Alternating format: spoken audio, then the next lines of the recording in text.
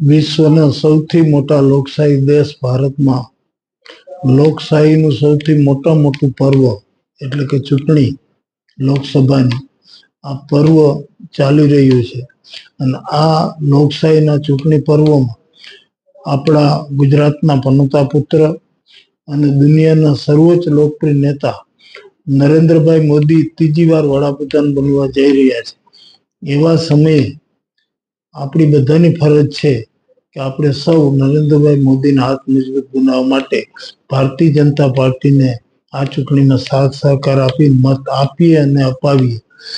આપ બધા જાણો છો એમ છેલ્લા 3 મહિનાથી અમારી નાદુરસ્ત તબિયત હોવાના કારણે હું આ ચૂંટણીમાં સક્રિય રીતે પ્રચારકારીમાં ભાગ લઈ રહ્યો નથી.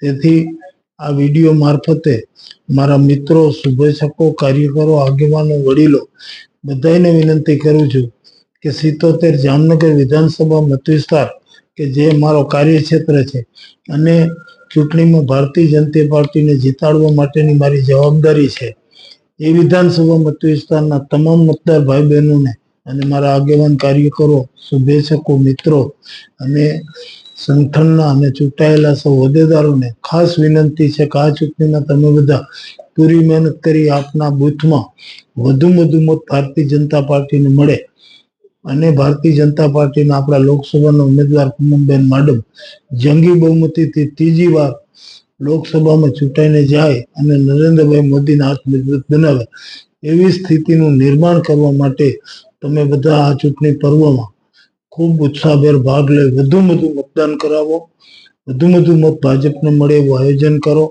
એવી મારી બધાને નમ્ર વિનંતી છે. આવો આપણે બધા સાથે મળી અને નરેન્દ્રભાઈ મોદીને વડાપ્રધાન બનાવવા માટે આપણું શક્ય એટલું વધુમાં વધુ યોગદાન આ લોકશાહીના મહાપર્વ એવા ચૂંટણીના દિવસે આપીએ. સૌની પાસે મારી અપેક્ષા છે કે મારા મત વિસ્તાર 77 જામનગર ગ્રામ્યમાં ભારતીય જનતા પાર્ટીને લોકસભાની ચૂંટણીમાં જંગી બહુમતી મળશે એવો વિશ્વાસ તમારા બધાના ઉપર શ્રદ્ધાના અને વિશ્વાસના કારણે હું રાખું છું. અને તમે બધા આ વિશ્વાસને સાર્થક બનવા માટે આવતીકાલે મતદાનના દિવસે પૂરેપૂરી મહેનત કરી વધુમાં વધુ મતદાન ભાજપ તરફી થાય એ માટે પૂરા પ્રયાસ કરશો એવી અપેક્ષા સાથે સૌનો આભાર. અસ્તુ. વંદે માતરમ.